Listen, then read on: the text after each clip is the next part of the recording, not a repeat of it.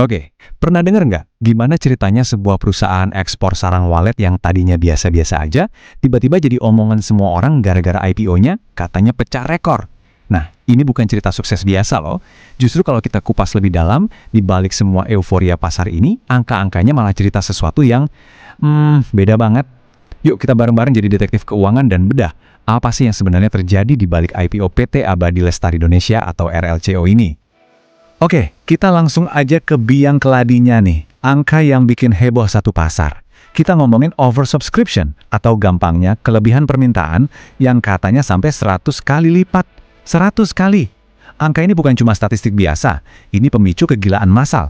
Coba bayangin, permintaan 100 kali lebih banyak dari saham yang dijual. Ini langsung bikin cerita kalau barang ini langka banget kan? Nah, inilah yang bikin semua orang, dari investor jagoan sampai yang baru mulai mikir, ini perusahaan apaan sih? Apa rahasianya yang gue nggak tahu? Media pun langsung kasih judul gede, euforia pecah rekor. Wah, pas banget kan buat gambarin demam pasar waktu itu. Pesannya jelas, ayo ikutan sekarang atau lo bakal ketinggalan cuan gede. Ini bener-bener FOMO, fear of missing out, dalam wujud paling murni. Tapi pertanyaan besarnya adalah, di balik semua heboh-heboh ini, rekornya tuh beneran nyata atau cuma ilusi yang dibikin pinter-pinteran? Oke, yuk kita mulai investigasi kita dari awal. Biar ngerti kenapa ini bisa terjadi, kita harus lihat dulu kondisi pasarnya kayak gimana waktu itu. Jadi, gimana sih ceritanya perusahaan yang namanya aja jarang kedengeran, tiba-tiba jadi rebutan semua orang? Apa yang lagi terjadi di bursa saham? Nah, ini nih, konteksnya yang menarik banget. Waktu itu, indeks utama kita, IHSG, emang lagi tinggi-tingginya. Tapi di sisi lain, rupiah malah lagi lemah. Kondisi yang unik ini bikin para investor retail, ya kita-kita ini, jadi pada berburu keuntungan cepat di saham yang lebih spekulatif. Disinilah RLCO masuk ke panggung. Sebagai eksportir, mereka kan dapat untung dari rupiah yang melemah, karena pendapatan mereka dalam dolar jadi lebih gede nilainya. Cerita inilah yang bikin mereka kelihatan kayak pilihan yang paling pas di tengah pasar yang nggak menentu. Tentu aja, cerita ekspor yang keren itu kan butuh bukti ya kan? Dan RLCO kasih bukti itu. Buktinya, angka laba yang, luar biasa. Tapi, nah disinilah misteri keuangan kita yang sebenarnya dimulai. Soalnya angka ini tuh kelihatannya terlalu bagus untuk jadi kenyataan. Dan ini dia angkanya yang jadi headline di mana-mana. Laba bersihnya meroket 579,40% cuma dalam 5 bulan pertama tahun 2025 dibanding periode yang sama tahun lalu.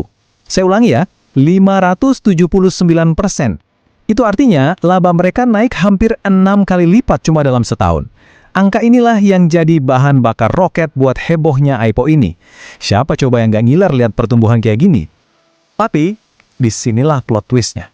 Waktu mereka laporin laba naik gila-gilaan hampir 600%, kenyataannya uang kas dari operasional bisnis mereka tuh malah minus. Minus hampir 37 miliar rupiah. Ini kan aneh banget. Di laporan laba rugi kelihatannya untung besar, tapi uang beneran, uang buat bayar gaji, bayar tagihan, malah keluar dari perusahaan. Jadi gimana bisa sebuah perusahaan untung gede, tapi di saat yang sama malah tekor uang kas? Nah, ini poin kuncinya nih. Kita harus paham bedanya. Gini deh, cara gampangnya. Bayangin Anda jualan barang seharga 1 miliar, terus Anda kirim tagihan ke pembeli. Secara akuntansi, Anda udah boleh catat itu sebagai laba. Tapi, kalau si pembeli belum bayar, ya di rekening bank Anda kan duitnya belum ada. Anda nggak punya uang cash buat bayar gaji karyawan. Laba Anda itu masih nyangkut jadi piutang. Nah, kira-kira itulah yang terjadi di sini. Laba yang dicatat itu baru sekedar janji bayar. Dan buat investor, ini red flag gede banget. Kenapa? Karena perusahaan yang kehabisan uang kas, mau seuntung apapun di atas kertas, risikonya ya gagal bayar.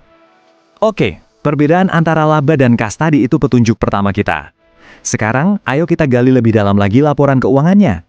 Detektif yang jago kan selalu tahu, kalau kita ikutin jejak uangnya, seringkali kita bakal nemu bendera merah lain, tanda-tanda bahaya yang disembunyiin. Nah, ini dia petunjuk berikutnya, risiko konsentrasi pelanggan. Ternyata perusahaan ini sangat bergantung cuma sama 2 pelanggan. 2 pelanggan ini doang kontribusinya 78% dari total penjualan mereka. Ini tuh ibaratnya kayak bangun gedung pencakar langit, tapi fondasinya cuma 2 tiang. Selama 2 tiang itu kokoh, ya aman. Tapi coba bayangin kalau salah satu tiang aja retak atau goyang, seluruh gedungnya bisa ambruk. Ironisnya, di tengah hebohnya IPO, risiko sepenting ini sering banget dilewatin sama investor yang cuma fokus sama cerita pertumbuhannya. Lanjut, kita intip yuk sejarah keuangannya. Jauh dari citra yang kinclong pas IPO, ternyata RLCO ini pernah ada di bawah tekanan finansial yang berat banget. Utangnya pernah bahaya banget, sampai 15 kali lipat dari modalnya sendiri. Artinya apa? Tiap Rp1 modal yang mereka punya, utangnya itu ada Rp15. Gila kan? Mereka bahkan sampai melanggar perjanjian utang sama bank. Dan bisa selamat itu bukan karena bisnisnya membaik, tapi karena banknya baik hati ngasih keringanan sementara. Jadi perusahaan yang kelihatan kayak bintang baru di bursa ini, ternyata belum lama sebelumnya itu di ujung tanduk, nyaris bangkrut. Nah, ini bukan cuma soal perusahaan yang berjuang, tapi kelakuan pemiliknya sebelum IPO ini bikin kita makin bertanya-tanya. Dan sekarang, kita sampai di red flag yang mungkin paling parah. Perhatiin ya waktunya. Tepat sebelum minta duit dari kita-kita, para investor publik, uang perusahaan sebesar Rp77 miliar itu dipakai buat beli tanah dari pemiliknya sendiri dan buat lunasin utang ke perusahaan lain yang juga punya mereka. Gampangnya gini, duit perusahaan dipakai buat memperkaya kantong pemilik lama. Ini kan jadi pertanyaan gede. Jangan-jangan IPO ini tujuannya bukan buat gedein bisnis, tapi cuma jadi cara buat pemilik lama cairin keuntungan mereka, terus risikonya dilempar ke investor publik?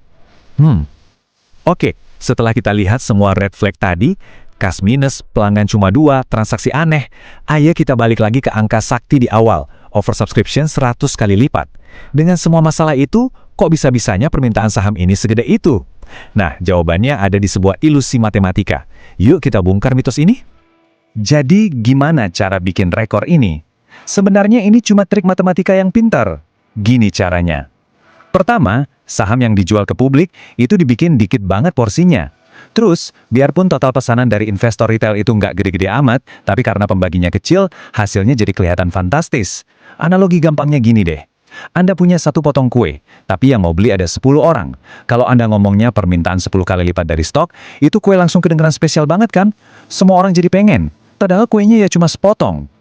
Jadi, intinya jangan salah baca ya. Rekor ini bukan tanda kepercayaan dari investor-investor kakap yang analisanya dalam. Sama sekali bukan. Ini lebih ke taktik marketing yang cerdik, yang sengaja dirancang buat mancing emosi para trader retail, bikin cerita seolah-olah barangnya langka, dan akhirnya bikin orang beli karena ikut-ikutan hype, bukan karena fundamental perusahaannya bagus. Oke, semua bukti udah kita kumpulin. Pertanyaannya sekarang, jadi RLCO ini sebenarnya taruhan yang bagus atau cuma jebakan yang dibungkus cantik? Nah, buat jawab itu, kita harus lihat semua temuan kita tadi. Laba gede, tapi kasnya minus, pelanggan cuma 2, transaksi pemilik yang aneh dalam sebuah perbandingan. Yuk, kita lihat posisi RLCO kalau diadu sama perusahaan lain di bursa. Di tabel ini kelihatan banget bedanya, apalagi kalau kita lihat valuasinya atau harga sahamnya dibanding nilai aset. Di satu sisi ada CDIA, perusahaan infrastruktur kuat, asetnya jelas, pembangkit listrik, dan arus kasnya stabil, positif. Tapi di sisi lain ada RLCO, yang asetnya gampang naik turun nilainya, dan arus kasnya negatif. Malah dihargai lebih mahal sama pasar. Bahkan dibandingin sama Goto, perusahaan teknologi yang emang masih bakar duit tapi punya ekosistem digital raksasa, valuasi RLCO ini tetap aneh. Ini anomali pasar yang jelas banget. Jadi, kalau semua ini kita gabungin, artinya apa? Kesimpulannya jadi jelas banget, dan sejujurnya agak ngeri. Pasar, karena lagi euforia, nyuruh investor buat bayar harga mahal untuk sebuah bisnis yang kalau kita lihat datanya, sebenarnya lebih beresiko dan kualitasnya lebih rendah. Intinya, Anda bayar lebih mahal buat dapat barang yang lebih jelek. Ini definisi paling pas dari gelembung spekulatif, di mana cerita yang heboh, cerita pecah rekor, dan pertumbuhan gila berhasil ngalahin kenyataan pahit yang ditunjukin sama angka. Jadi, kesimpulannya ada dua sisi nih. Buat investor jangka panjang, saham ini tuh kayak bangun rumah di atas gunung berapi. Risikonya ketinggian, jadi rekomendasinya jelas, hindari. Tapi, buat trader jangka pendek yang super disiplin, yang bisa masuk keluar cepat dan manajemen risikonya ketat, harga yang naik turun gila-gilaan ini justru bisa jadi arena main. Tapi ingat, ini kayak main api. Kalau nggak disiplin, modal bisa hangus dalam sekejap. Cerita IPO RLCPQ ini jadi pengingat keras buat kita semua, betapa pentingnya buat nggak cuma telan mentah-mentah headline berita yang keren. Jadi, saya mau tinggalin Anda dengan satu pertanyaan buat direnungin. Lain kali, kalau Anda dengar ada peluang investasi sekali seumur hidup yang heboh banget, Anda bakal ikut-ikutan arusnya? Atau Anda bakal berhenti dulu sebentar dan coba dengerin cerita yang sesungguhnya? Cerita yang dibisikkan sama angka-angka?